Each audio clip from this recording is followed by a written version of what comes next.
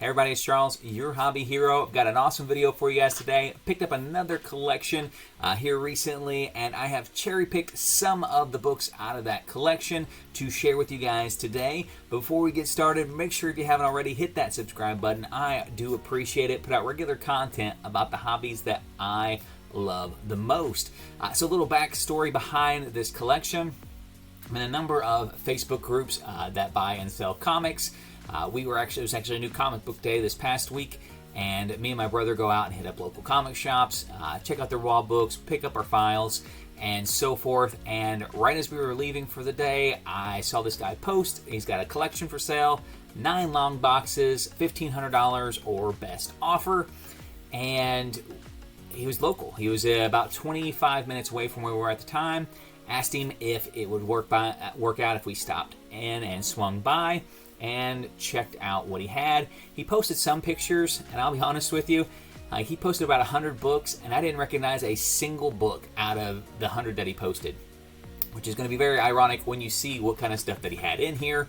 We ended up making him a fair offer underneath his asking price even, and walked away with all 9 long boxes, including a few action figures. He had some Walking Dead action figures and like a Walking Dead standee that was part of some liquor store promotion. So all in all, I think when you see the books that we have in here, I'll kind of go over the conditions, the keys. I'll throw some recent comps in the bottom. A number of these are going to be sent off to get graded as well.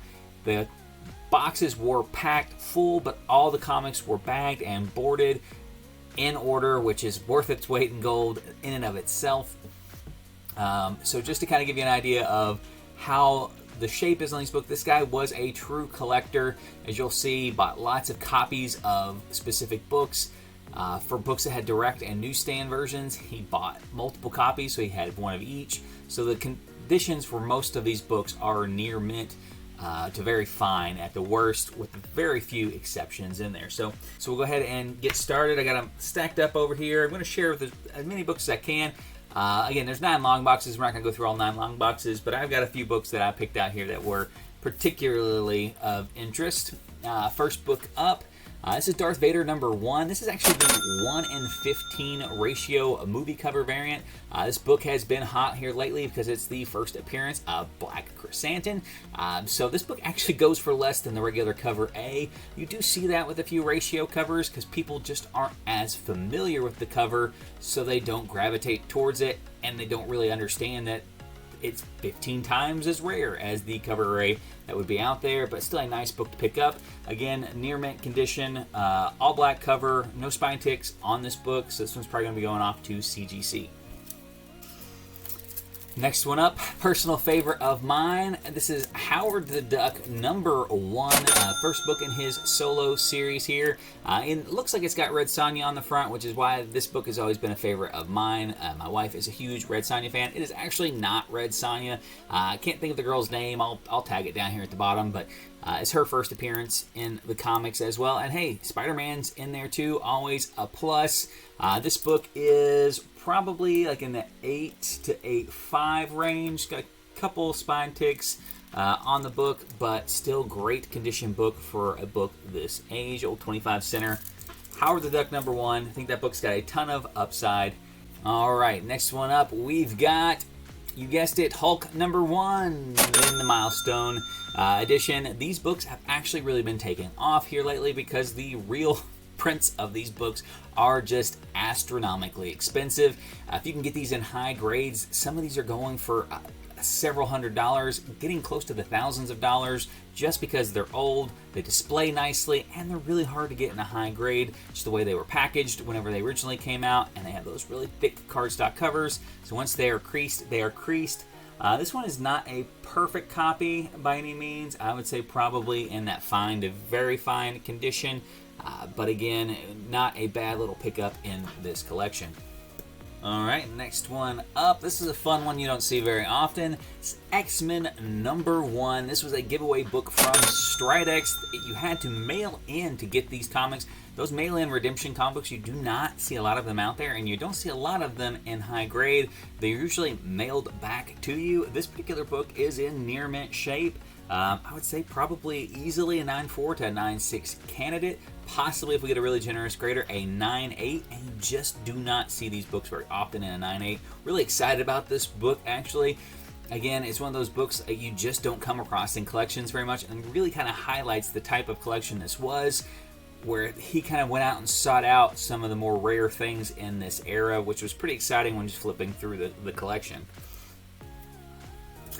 Next one up, everybody is going to recognize this particular book. We've got Wolverine #1 in the newsstand. $40 price tag. I would love to buy these all day long at $40. This book is in extremely high condition. I'd say probably 9.6. It does have one color breaking spine tick, but honestly, if it didn't have that dark black line on that border there, I honestly think that would probably have slipped through anyways. Very high grade copy. One of the books that was just like sitting out on top whenever we went to go look at this, which pretty much was a key to me that we didn't need to look very long into this collection before pulling the trigger on it. He did say that he had a full run of this one. I don't believe he did. I think he only had 1 and 3, possibly, on the 4-part limited miniseries. Now, what he did have just about a full run on was this series right here, Wolverine #1, for the first ongoing series of Wolverine. This, I mean, there were very few issues of this series that he was missing. I'm pretty sure I've got a few more of them pulled in here, some of the big issues in there. But again, a lot of the issues that he had in here, he had multiples of. Usually, if he could find a newsstand version and a direct edition, there were usually 2 copies of each of the books throughout the run. Next one up here, another fun one, The Punisher #1 in his first limited miniseries as well. We've got a direct here. This direct is a very high grade. Again, another probably 9.6 candidate, 9.4, 9.6 range for sure. On this particular book. And when it came to Punisher runs, you'll see a number of Punisher books in here.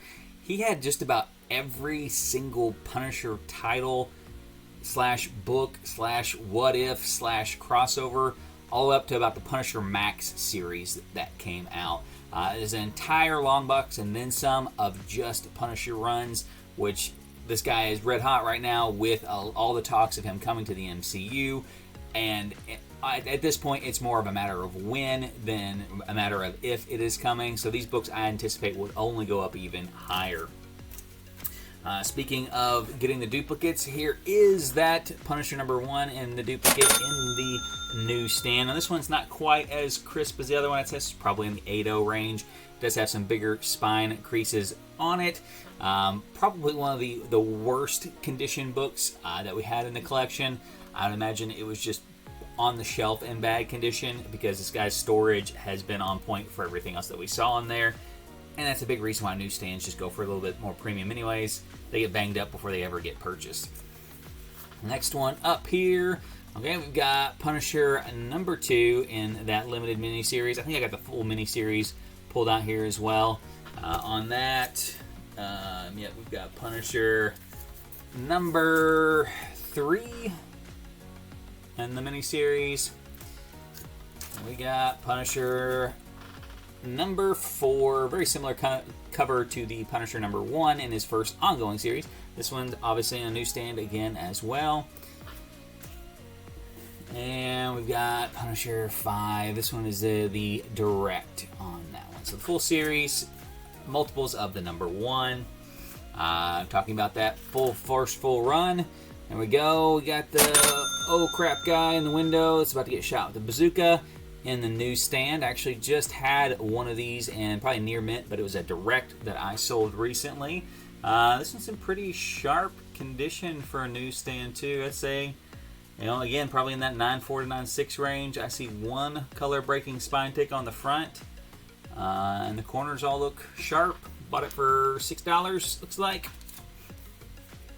And then, of course, we've got one in the direct and 2 in the direct. So 3 copies, 1 newsstand, 2 direct. One of the directs, both the directs are probably 8 to 9 range. Not super minty on those. But if you're going to pick one to be minty, you pick the newsstand, right? All right, next one up here, getting into kind of the fun stuff here. We got Secret Defenders #1. You know, any of us that were close to my age remember these really shiny, embossed, foily covers. And the plus side for this collection is you got a ton of them, and they're all really crisp. So this book here, not worth a ton. It is a #1 issue with that cover, but this is a 9/8 contender, and in a 9/8 these books do go for a pretty hefty premium. Again, they're hard to find in that pristine condition because, again, they show their creases and there's not much you can do once they're creased. So we got a number of these books that you're going to, I guarantee, recognize. If you're anywhere near my age, you're going to recognize. They're very high-grade copies, and it'll be going to CGC. We got the Spider-Man newsstand for the 30th anniversary on this particular book here. Again, another 9/8 contender, and in a newsstand, you do not see that very often. And then we've got Web of Spider-Man #100. This is the first appearance of the Iron Spider. I actually have this one out at CGC right now. Hopefully on a 9.8. If not, we got another second chance at a 9.8 here. I'd like to get this cover because it's just so hard to find in a 9.8 in the PC as well. And keep coming with the shiny, foily stuff. We've got the Hulk 400. Just hollowy, shiny goodness all over, another 9/8 contender. We'll get this one clean pressed and out to CGC for another 9/8. Here's a book I'm sure none of you guys have got in your collection. Spawn #1. I owned one of these because everybody has to have at least one, right? I don't know that I bought a collection in the last, I don't even know, year and a half to 2 years that did not have one of these books in it. Happy to get it. The book keeps going up.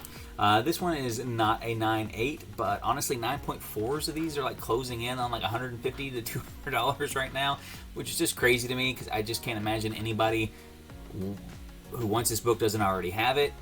Plenty of them out there. Again, I keep picking them up in the collections. Not unhappy to get it. I've not run across a newsstand one though, so those drive a much higher premium. And unfortunately, one of the few newsstands he doesn't have in this collection. Next one up, Guardians of the Galaxy. Again, newsstand, one of those hollow foil covers. Very hard to get in high grade, another 9/8 contender. For a lot of these hollow ones, and I'm sure you've already noticed on the bottom, I'll have their 9/8 prices up there because their raw values aren't real high because they're very easy to find because they were printed in the 90s. But 9/8s drive a much higher premium, which is why these are pulled aside. So another one, Fantastic Four.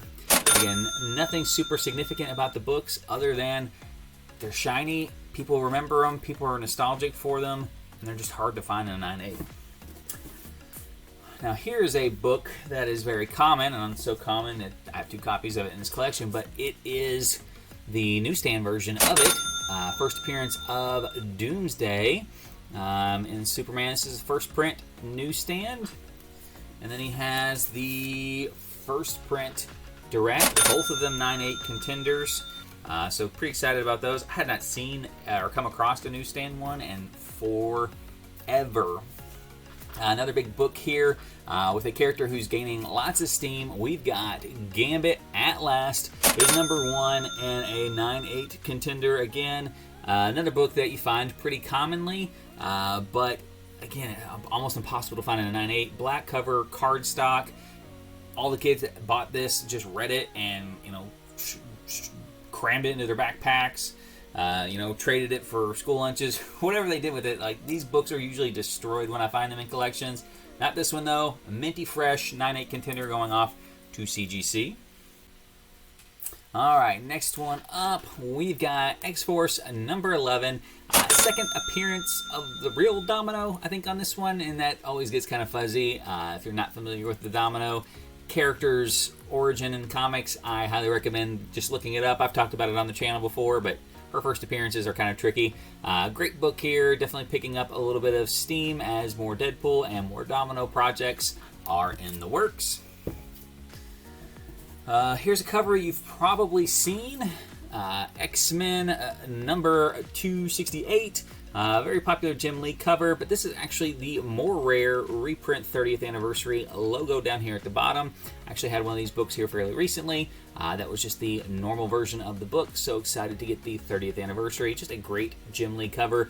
A minor key of this is where they found out that they were all served in the war together, or served at the same time, I guess, together. So has that going for it, but the value of the book's really because it's just a sweet cover. Alright, next one up. I guess we're in the X-Men section here. There was a pretty substantial X-Men run too.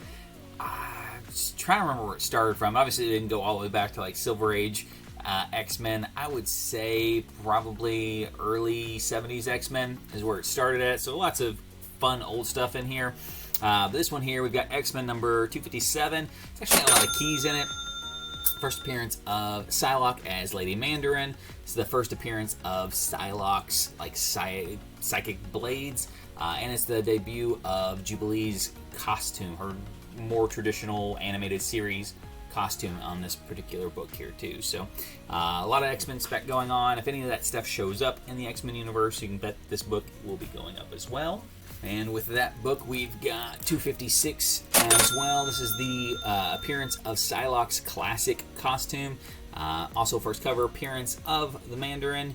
Or not the Mandarin, it's a cover appearance of the Mandarin on there as well. Alright, here's a book here that I can promise you will be going up. X-Men 212. This is the first time Wolverine fights Sabretooth. I know it's crazy to me to think that it took this long for them to fight in the history of X-Men chronology. It really just hasn't been that long because it's just for me that was the pinnacle of rivalries growing up was these two characters, and this is the book where they fight for the first time. This book has been trending up as X-Men come to the MCU. I can promise you Wolverine is going to be there, and if Wolverine's there, I can almost promise you Sabretooth's going to be there. If they're both there, they're going to fight, and this will be the issue that people are going for that first encounter on the two of them. Alright, next one up here, we've got X-Men 211. Again, newsstand on that particular issue, which is, again, harder to find for this particular book, especially in this shape. Again, another near mint candidate on this one here. It's the first appearance of the Marauders, nothing too big. The bigger significance is the people who collect the 25th anniversary borders, and then it's just a Wolverine cover on that to boot. Alright, next one up here is a book I've found a couple times here recently, Wolverine 75, Fatal Attractions. Again, this book, just a classic cover, got the card on there too, very high in a 9.8, which this is a 9.8 candidate, which is why it was pulled out. Nothing super significant about the book other than, again, just hard to find in that 9.8. It's got a lot of nostalgia factor that goes with it, so people just buy these. I mean, like I said, it's something to keep in mind out. If you see books that you owned as a kid while you're out and they're a 9.8 contender, probably always good to just buy it up because the premiums on them for those other people out there that want to capture that little brief spot in their life, they're not going to go out there and dig around every comic book store forever. They're just going to go into eBay and they're going to buy a 9.8 and just be happy that they have it and they can cherish it and pass it down if they want to pass it down to their kids too. Alright, so we jumped around a little bit. I thought it was number 3 earlier, but apparently it was number 2. So we had 1 and 2 in the series for the Wolverine Limited miniseries. There's the number 2 there, so a little out of order. We've got Doctor Strange. Again, just a great cover from the 90s. Again, another 9.8 candidate that we'll be sending off to CGC. Alright, here's a book that everybody owns again, but has been picking up quite a bit here lately. X-Men number 1 in high grades. I talked about it probably about a year and a half ago with the rise in X-Men popularity, with giant-size X-Men quickly becoming out of most collectors' price range. That this book, despite the fact that there's billions of copies of this thing out there, was going to start gaining traction. At the time, this book you could find in dollar bins still. In mint condition, you could find copies for $3 to $5. These things are trending all the way up to like $15 and $20 in near mint condition now, with graded 9.8 copies closing in on $150. So I'm definitely big on these. I'm definitely holding until Mutants hit the MCU, because I think this is where most casual collectors are going to gravitate for. Now, this book is super, super prevalent and everywhere out there. I would avoid any copy that is not a 9.8 contender, because they're just super, super easy to come by unless you're just looking for a reader for your personal collection. No surprise, he had multiple copies of this book in the collection that were all, not all of them in 9.8 contention, but some of them were, which were set aside. No newsstands, unfortunately. Newsstands for that particular book are extremely rare. We've got the New Mutants. This is the second print of the first appearance of Cable. Again, this book, not a 9.8 contender, just kind of a fun book that you don't run across a ton. Alright, now we're getting into kind of some like the kooky books that you just don't see real often. That was another really fun thing about this collection. With as many of these books that I recognized like immediately, there were a ton of books in here that are super quirky, super off the cuff, like unique books that you just don't run across. It took me a lot longer to go through some of these boxes than it would normally do, just because the titles that were in there were not ones that I look for regularly, this being one of them. What the... This Thanos cover, the issue We Roast the Infinity Gauntlet, number 24. Just a fun cover, 30th anniversary, near mint copy, that goes for quite a bit. And we get into a lot of these what ifs. He had like a full run of what ifs from like, I want to say like the 30s up to like around the low hundreds. So we got the what if Venom had possessed the Punisher. That is a thick, beefy looking Punisher Venom there, who's cross-eyed apparently. I don't know. Look at these guns that he's shooting. I'm like, who did the art for this? This guy, like, hopefully, I was going to blame that one on Liefeld, but I don't even think he would get guns going that crazy. That is just terrible, but fun cover, or fun story for sure. This book, I think, is really cool. What if Wolverine battled Conan the Barbarian? Definitely going to crack this one open and give it a read. Did not even know this book existed until I saw it, and I'm like, this has got to be worth money, because it's just too cool. Like, I want it. Like, I want it for myself. And lo and behold, people agree. People agree. It's just too cool. This one. There was no Darkhawk number 1 in the collection, but we did have a minty newsstand copy of Super Pro number 1. This is one of those books, much like Darkhawk, even more so than probably Darkhawk, because even though Darkhawk's value comes from the fact that he's a meme, he is a legitimate character that people are legitimately specking on for some reason. Super Pro is not. This book's value is entirely derived from the fact that he is a joke of a character that was made similar to like US 1 or US Agent 1, like the trucker guy. Like, these books are just... they're so bad, they're good, and people want them. And again, if you can get them in high grade, these books actually do sell for quite a bit, just because nobody collected these books back then. Here's another one here that might get you. Tales of G.I. Joe number 1 in the newsstand. Actually have a 9.8 contender out at CGC right now. This is not a 9.8 contender, but still probably like an 8.5 to 9.0 candidate. This is a reprinting of G.I. Joe number 1, and again in the newsstand. Hard to find those in the newsstand, and has a bit of value on it because I think the reprint was in like 1987. I'll correct myself in the bottom if I'm wrong there, but still an old book, and it retells the story of G.I. Joe number 1.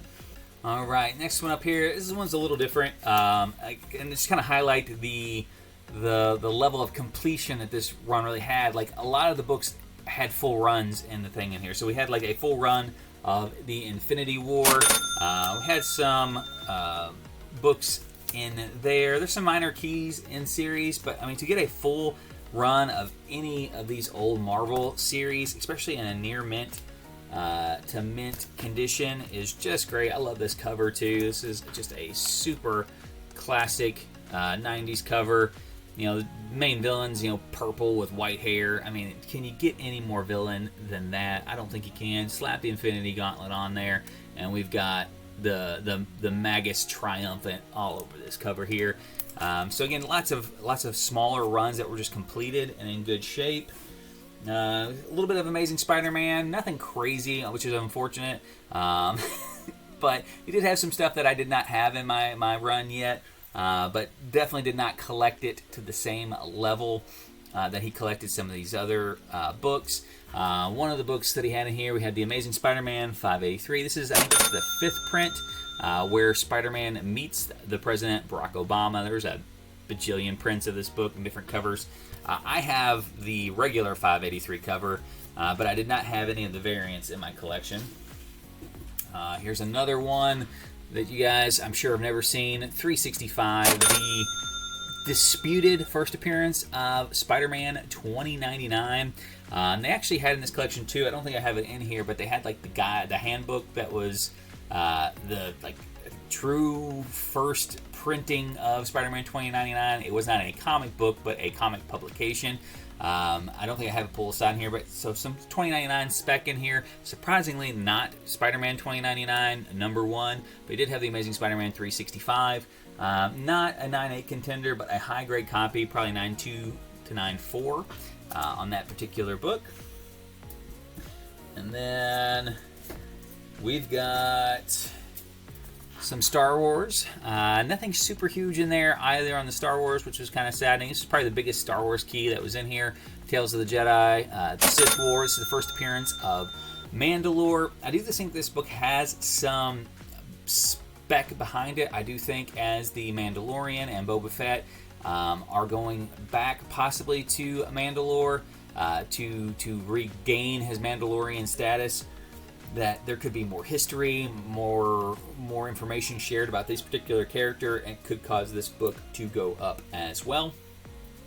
So a little bit of spec behind that one, and again, just for it to be in there, and again, another numerate copy is good on that one. Now, last, and certainly not least, we have got Alpha Flight, #1 in a newsstand, near mint condition. Probably 9.4, 9.6 candidate on this one in particular as well. I mean, Canada's first superhero team. I mean, how can you pass on a collection that has a gem like this in it? This is actually one of the first keys I saw when flipping through the collection. Again, this with that Wolverine sitting on top of the box, and I knew we were pretty much golden. We did, like I said, we made an offer on his. We did not pay the full $1,500. Honestly, it wouldn't have mattered if we had. It's still an amazing collection here. Again, plenty of other keys. If you know keys in Punisher, if you know keys in Superman, if you know keys in Wolverine or X-Men, like, chances are he had them. And like I said, we just pulled out some of the ones that we were planning on sending out to get graded. Or just highlights that I wanted to show you guys on here in general. So check this stuff out. They're out there. I know my wife and his wife are always surprised to find that there are just people out there that want to sell collections like this. They are out there. Not every single collection that's up for sale has been picked clean. Not every single person out there is trying to get fair market value for every single book in their collection. These deals are out there. It's a win-win for both parties. He doesn't have to go through and sell them, research how much each issue is worth, figure out which ones are gradable, which ones aren't gradable, pay the upfront fees for grading. There's a lot of stuff that goes along with it that people don't want to learn the skills for. They just want to free up the space in their house. They just want to avoid going to Goodwill and donating it, or worse yet, throwing it in the trash. So keep your ears open, I guess, is the message here. And this kind of stuff is out there to be found. If you guys have any similar finds, hit me up down in the comment section below. I'd love to hear about them. Until next time, though, guys, Hobby Hero out.